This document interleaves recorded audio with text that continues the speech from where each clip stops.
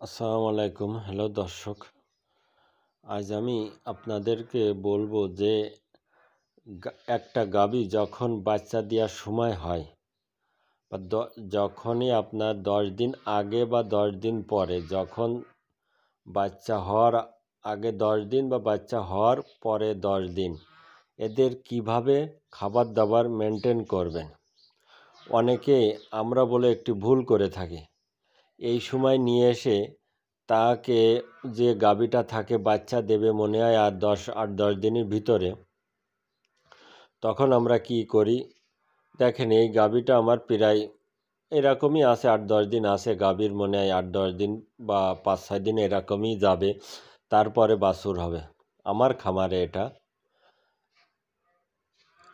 এটার বাট দেখা হচ্ছে কি আছে, শক্ত কিনা নরম, এগুলো অবশ্যই চেক করতে হবে এবং খাবার দাবারের বেলায় একটু কন্ট্রোল করে নিয়ে আসতে হবে।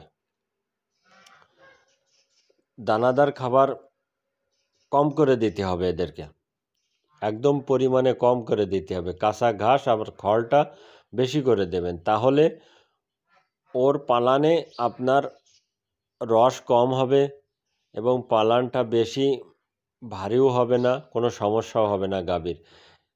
কিন্তু আমরা অনেকে ভুল করে থাকি, এই সময় অধিক মাত্রায় তার দানাদার খাবার দিয়ে থাকি, তারপরে আবার ক্যালসিয়াম নিয়ে এসে খাওয়ায়।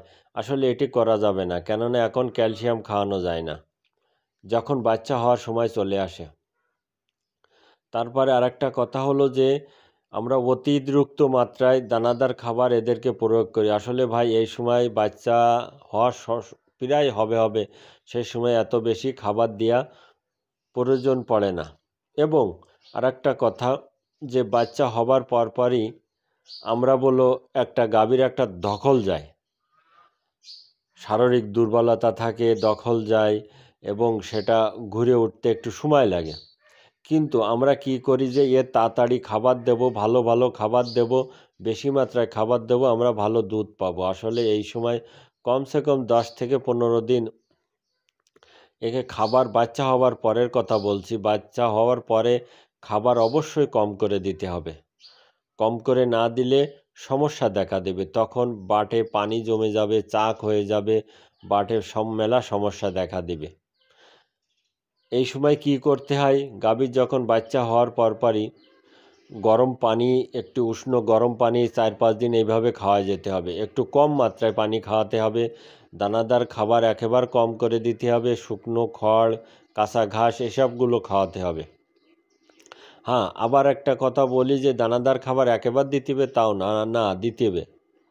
আপনি যদি দানাদার খাবার আগে যখন 4-5 কেজি খাওয়াতেন, তখন ওর দানাদার খাবার প্রায় 1 কেজিতে নিয়ে আসতে হবে।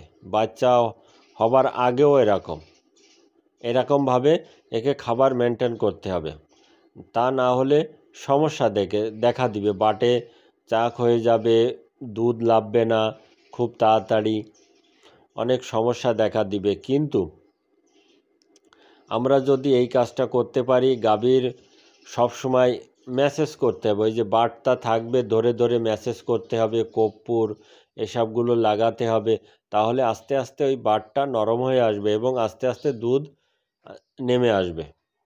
কিন্তু আমরা অনেকেই অনেকভাবে করে থাকি, আসলে এসবগুলো করা ঠিক না,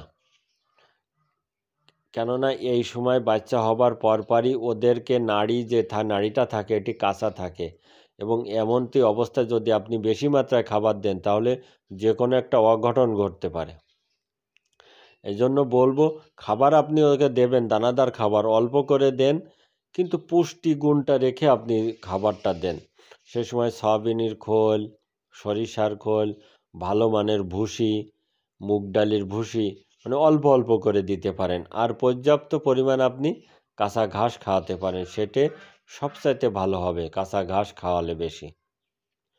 বাচ্চা হবার আগেও কাঁচা ঘাসের কোনো বিকল্প নেই, যে গাভী নিয়মিত পর্যাপ্ত পরিমাণ কাঁচা ঘাস খাবে, সে গাভীর কোনো সময় দখল হবে না বাচ্চা হওয়ার সময়, সে নর্মাল ডেলিভারিও হতে পারে এমনটি অবস্থায়।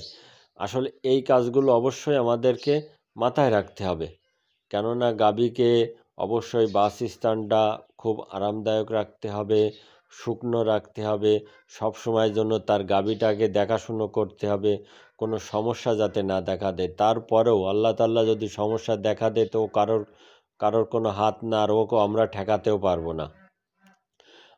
যেটা আমাদের কর্তব্য যে আমরা ওকে তো চেষ্টা করতে পারি, এটা অবশ্যই আমাদেরকে করতে হবে, এটা মানতেই হবে আমাদেরকে। কেননা এই সময় বাচ্চা হওয়ার, এই সময় ওদেরকে একটা ডিফিকাল্ট একটা টেনশানের মধ্যে, আমাদেরও একটা টেনশানের মধ্যে থাকতে হয়, কখন হবে কি না হবে। সেই জন্য সবসময় এটে আমাদেরকে ব্যবস্থা রাখতে হবে। কেননা যেসব গাভী প্রেগনেন্ট থাকে এদেরকে অতিরিক্ত মাত্রায় যত্ন করতে হয়, দেখাশুনো করতে হয়। এক গাভীর কাছে আপনি 2 বার যেতে হয়, 2 বার থেকে 3 বার যেতে হয় এই প্রেগনেন্ট গাভীর কাছে। এই জন্য এইভাবে দেখাশুনো করতে হবে। খুদা হাফেজ।